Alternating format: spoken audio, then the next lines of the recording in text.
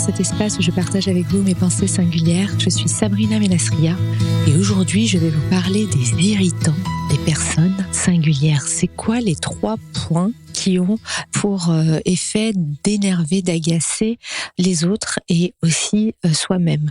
J'appelle pas ça des défauts parce qu'effectivement on a tous nos limites, mais en tout cas c'est important de se pencher sur ces 3 sujets parce que souvent c'est le point de cristallisation de nos relations avec les autres et qui peuvent avoir un impact. Donc c'est quoi ces 3 points ? Alors le premier irritant, c'est l'intolérance. L'intolérance, pour un singulier, là vous allez me dire mais non, on est tolérant, on écoute les autres, etc. C'est l'intolérance au sens où un singulier ne se rend pas compte, généralement, qu'il ne fonctionne pas comme les autres. Et donc, il s'énerve, s'agace de comportements qui ne correspondent pas à ses propres comportements à lui. Et il ne comprend pas qu'on ne fonctionne pas comme lui. Par exemple, un truc classique, ça va être, c'est évident. Bien sûr, c'est ce qu'il faut faire. Mais pourquoi il le voit pas ? Mais vous êtes dans une salle de réunion, vous avez la capacité, vous, d'anticiper les choses, de voir les choses arriver, vous avez analysé très rapidement la situation, vous avez pris en compte pas mal de facteurs et de signaux faibles pour vous faire une idée, vous avez en plus ce supplément d'intuition qui fait que quand vous avez une conviction, elle est assez forte et elle vous semble très évidente. Donc ça, c'est votre, on va dire, operating system, votre système d'exploitation embarqué qui vous permet de faire tout ça en réunion. Et puis, vous allez avoir, un avis qui vous paraît facile, évident. Et puis quand vous allez le proposer aux autres, les autres vont discuter, ils vont dire oui mais tu comprends, mais machin, mais il y a ceci et il y a cela.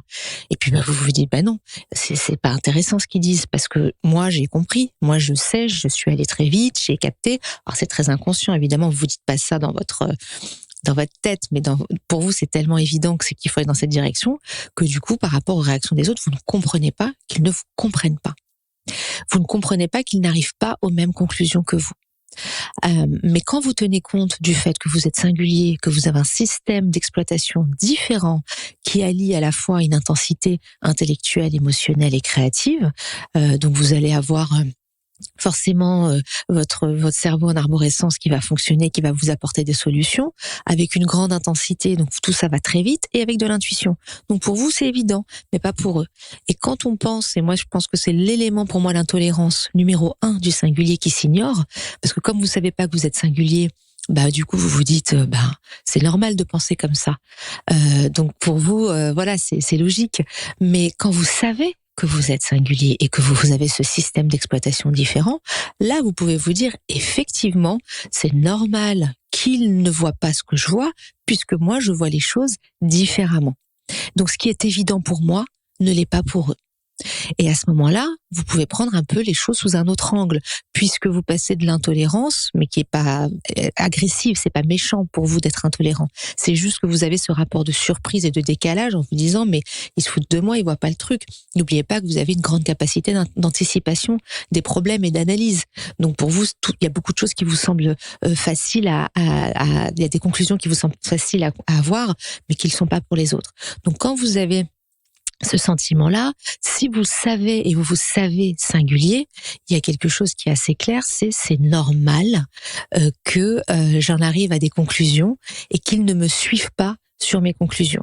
Et votre challenge en tant que singulier, c'est de réussir à transmettre et à convaincre sur la base de votre analyse rapide les autres de la pertinence de votre analyse et de la pertinence de votre proposition, quelle qu'elle soit. Là, je vous donne l'exemple du travail, mais ça peut être dans la vie perso. Et donc, c'est ça votre vrai challenge. Et pas de passer du temps. Moi, je l'entends, mais le nombre de fois, on me dit, mais attends, mais ils voient rien, mais c'est évident, mais c'est là où il faut aller. Mais attends, mais ils sont en train d'aller dans le mur, mais c'est pas possible. Parce que pour vous, ça vous semble évident, mais pas pour les autres. Donc, n'oubliez pas, la capacité à communiquer vos idées, à communiquer vos conclusions, c'est votre vrai sujet. Et l'énergie passée à vous insurger, on va dire, du fait que les autres ne vous comprennent pas, c'est du temps perdu. Parce que oui, vous êtes différents. Donc oui, si vous représentez 10 à 15% de la population, dans une salle de réunion, il y en aura qu'un comme vous. Donc forcément, vous allez vous sentir un peu seul et vous allez être le seul à avoir ce point de vue-là. Donc si vous passez votre temps à vous dire « Ah, mais les gens ne me comprennent pas, mais qu'est-ce qu'ils font tous, etc. » etc. Oui, vous pouvez. Non, après, je suis toujours un peu cash sur ces parties-là. Vous me connaissez un peu maintenant, mais vous pouvez, oui. Mais c'est de l'énergie mal employée. L'énergie bien employée, c'est ok. Moi, je suis différent. J'ai capté des choses que eux ne captent pas. Je transmets pas. Comment je transmets? Est-ce qu'ils vont entendre? Est-ce qu'ils vont pas entendre? Voilà. Et là, vous avez la main sur votre talent, sur sur ce que vous avez construit, sur votre pensée.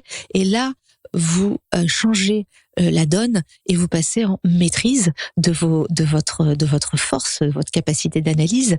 Et vis-à-vis des autres, vous avez quelque part une longueur d'avance. Et n'oubliez pas que vous avez une longueur d'avance. Ça, c'est vraiment important que vous l'ayez en tête. Et que cette longueur d'avance, parfois, comme je le répète souvent, avoir raison trop tôt, c'est avoir tort. Quand les gens sont pas prêts à vous écouter, vous pouvez dire ce que vous voulez, les gens ils sont pas prêts. C'est un peu prêcher dans le désert. Et on sait ce qu'on a fait des personnes qui ont prêché, comment elles ont terminé quand l'audience n'était pas prête à les entendre. Il y en a qui ont fini brûlés. J'exagère bien sûr, mais en tout cas l'idée c'est de vous dire que quand vous prenez conscience de votre longueur d'avance, de votre capacité d'analyse, de votre capacité à apporter des solutions. Ne vous insurgez pas que les autres n'aient pas compris. C'est votre norme à vous. Vous êtes minoritaire, vous fonctionnez différemment.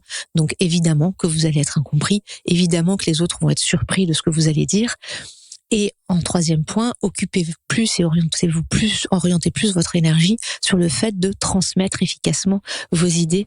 Et ça, je ferai un autre podcast sur ce thème-là. Donc l'intolérance, c'est un des premiers irritants qui guérit très vite, entre guillemets, quand on a compris qu'on était différent et qu'on arrive à en faire une force d'adaptation vis-à-vis des autres.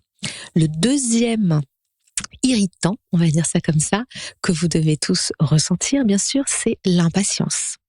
Puisqu'évidemment, vous êtes intense, ça va vite, tout est très rapide, et donc, quand vous avez un sujet en tête, dans votre tête, ça va très très vite, et vous avez envie en plus que les choses avancent rapidement, parce que vous êtes impliqué, passionné, pour peu que vous y trouviez du sens et de l'intérêt, vous n'allez pas supporter que quelque chose qui pour vous prend 3 jours prennent 3 mois pour d'autres. Et donc cette impatience-là, selon sa position, parce que quand on est impatient et qu'on est dirigeant, c'est plutôt cool, c'est plutôt les autres qui en souffrent, parce qu'ils se disent « Oh là là là, j'arriverai jamais à tenir son rythme, il va trop vite, oh là là, comment je peux satisfaire ses attentes ?» Et quand on est, mais c'est un risque aussi pour le dirigeant de ne pas être suivi quand on est impatient. Et en plus, le problème quand on est dirigeant, c'est qu'on nous le dit pas. On nous dit pas qu'on va trop vite. Les gens généralement se disent waouh, faut que j'assure parce que sinon voilà, je vais être mal jugé, je vais être mal évalué. Donc ça passe encore. Mais quand on est un collaborateur dans une organisation, et plus l'organisation est grande, et plus les choses sont lentes. Et donc là, l'impatience, ça devient un peu un défaut parce que les gens n'avancent pas à la même vitesse que vous. Et alors, on peut choisir plusieurs options, on peut les forcer à aller très très vite, mais on les perd parce qu'il y a un temps d'assimilation pour chacun, il y a un temps de compréhension pour chacun, et c'est pas parce que nous, on a l'urgence, parce qu'il y a toujours un sentiment d'urgence chez le singulier, c'est dû à cette intensité-là, il y a toujours l'impression qu'il faut aller vite, sinon on va aller dans le mur, et là ça rejoint le premier point, vous voyez les choses arriver, vous anticipez, vous analysez vite. Donc du coup, vous avez un sentiment d'urgence et donc là, il faut agir. Et dans cette action, ça doit aller vite. Et n'oubliez pas quand même que l'urgence, elle est chez vous, elle est pas probablement pas dans l'organisation. Que le rapport que vous avez au temps, assez souvent chez les singuliers, est très accéléré, souvent élastique. Et donc ne vous offusquez pas que les choses puissent aller lentement et diluer vos tâches, vos actions, puisque surtout dans les organisations, vous avez besoin d'amener des personnes à évoluer avec vous. Et si vous allez trop vite, vous perdez les gens. Et ça, c'est vraiment important de comprendre que avancer seul, vous pouvez, mais voilà, vous allez vous retrouver à un moment donné acculé, isolé. Les gens vont plus vous écouter. Les gens vont se dire mais qu'est-ce qu'elle a, pourquoi qu'est-ce qu'elle fait. Ils vont pas comprendre en fait, parce qu'ils n'ont pas ce sentiment d'urgence. Ils n'ont pas vu ce que vous avez vu. Ils n'ont pas cette capacité d'analyse aussi profonde que celle que vous avez. Donc pour eux, voilà, ils n'ont pas envie de vous suivre en fait. Donc l'enjeu, c'est de réussir à prendre du recul, se demander si vraiment il y a péril en la demeure, et généralement il n'y a pas péril en la demeure, hein. Et puis d'essayer de diluer les actions et les tâches pour pouvoir justement avancer et surtout ne pas avancer seul. La réaction de confort pour un singulier, c'est de s'isoler. Parce qu'au bout d'un moment, quand on fonctionne différemment et que les autres ne l'ont pas compris, qu'on veut aller vite et que les gens vont pas aller vite, la solution de facilité, c'est je fais moi-même, j'avance seul. Mais la conséquence de ça, c'est l'isolement. C'est que vous vous retrouvez à avoir piloté un truc finalement sur la base de vos convictions, sur la base de votre vision qui est probablement très juste, hein, mais vous y êtes allé seul. Et c'est pas le but. C'est pas le but parce que si vous croyez comme moi que votre talent est hors norme et que vous avez énormément à apporter, ce n'est certainement pas en avançant seul que vous réussirez à faire avancer les choses. Et ça, c'est valable aussi dans votre foyer, dans votre couple, dans vos relations amicales. Vous voyez que quelqu'un n'évolue pas aussi vite que vous ne voudriez. Pour vous, vous avez compris certaines leçons de vie et votre compagne ou autre ne les a pas comprises et vous ne comprenez pas. Mais il ou elle a probablement besoin d'un temps d'assimilation plus grand que le vôtre. N'oubliez pas qu'un singulier comprend vite. C'est pour ça que les coachs adorent les singuliers. C'est parce que ils comprennent, auto-analyse, tac tac tac, c'est bon. Voilà, là, il faut que je bosse là-dessus. C'est très confortable pour des personnes qui accompagnent les singuliers. Donc n'oubliez jamais ça et que vous avez ce temps d'avance sur les autres, que votre tentation c'est la vitesse, mais attention, n'avancez pas seul. Voilà, ça c'est vraiment un point que je trouve important sur ce point de l'impatience. Et le troisième point, le troisième irritant des singuliers, c'est l'intransigeance. Pas de compromis avec la vérité et la justice. Quand le champ des valeurs humaines ou des valeurs personnelles est atteint, c'est très compliqué pour un singulier de continuer et d'accepter des choses qui ne correspondent pas à son système de valeurs. Et là, alors c'est super, on va dire que c'est sur le papier, c'est pas un irritant évidemment d'être conforme et aligné avec ses propres valeurs, mais il y a quand même un point dont il faut tenir compte, c'est que parfois cette intransigeance, elle est assez rigide, c'est assez tranchant. Et en fait, sur certains sujets, le singulier va être rigide et ne va pas accepter les petits compromis qui font que on lâche un peu du lest à droite, on lâche un peu du lest à gauche. Parce que la personne en face, elle a besoin d'un peu de rondeur, donc on va lâcher un petit peu. Ça, c'est pour un singulier qui a une vision très claire de la vérité, des faits et de la justice, ça peut être compliqué à intégrer.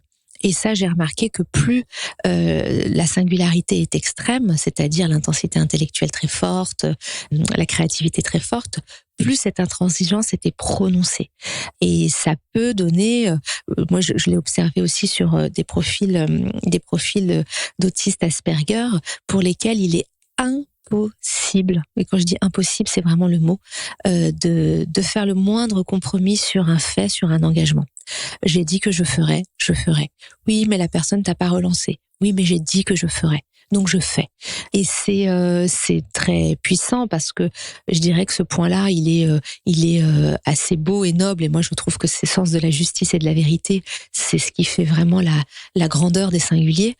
Néanmoins, pour interagir avec les autres, parce que la question, vous l'aurez compris, c'est pas d'être singulier tout seul avec soi-même dans son coin. Ça, super. Mais le vrai sujet, et vous savez de quoi je parle, c'est l'interaction avec la différence des autres. Et c'est le fait de ne pas être compris. Donc c'est ça la clé, c'est comment j'arrive à faire un pas vers l'autre, sauf à vouloir, encore une fois, je le répète souvent, vivre dans l'Himalaya isolé. Bon, ça peut être une solution aussi. Mais dès lors que vous vivez en société et que vous avez des interactions sociales, il y a des passerelles et il y a des ponts à construire avec les autres.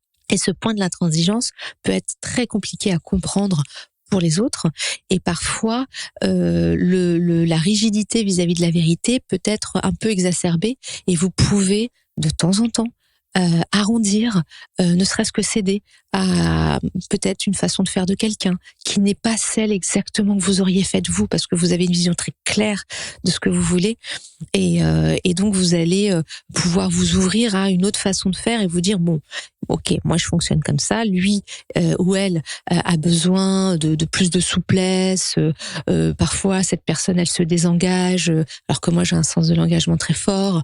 Bon, ok, qu'est-ce que je fais? Je continue dans ma rigidité ou j'intègre un peu de de souplesse dans mon mode de fonctionnement vis-à-vis des autres.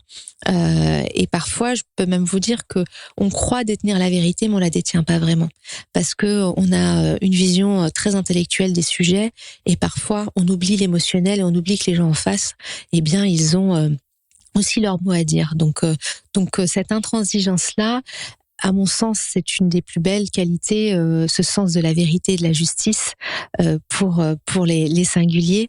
Mais dans certaines conditions et dans certaines circonstances, la souplesse, l'adaptabilité, le fait de penser que les autres toujours ne fonctionnent pas forcément comme nous, ça peut permettre justement de libérer déjà soi de sa propre exigence, parce que souvent l'intransigeance, elle est d'abord vis-à-vis de soi. Souvent vous pouvez avoir des idéaux et des attentes très élevées envers vous-même. Hein. Souvent le singulier, son premier bourreau c'est lui-même. Hein. Son niveau d'exigence est très fort. Donc l'intransigeance quelque part, elle est d'abord chez vous, souvent dans votre mode de fonctionnement, où vous vous dites mais je me suis engagé, je fais, je ne céderai pas à ça parce que moi je vais défendre mes équipes, parce que moi il n'est pas possible que j'accepte qu'on traite mes équipes comme ça. Donc c'est d'abord vis-à-vis de soi, et puis ensuite vis-à-vis des autres. Donc attention à ce point-là, souplesse et adaptabilité, ça reste quand même des passerelles vers les autres et vers des personnes qui ne sont pas aussi intransigeantes que vous et qui ne sont pas aussi exigeantes que vous. Voilà, j'espère que ces quelques mots vous auront apporté des éclairages. N'oubliez pas que la psyché humaine n'est pas une science exacte, que chaque individu est unique.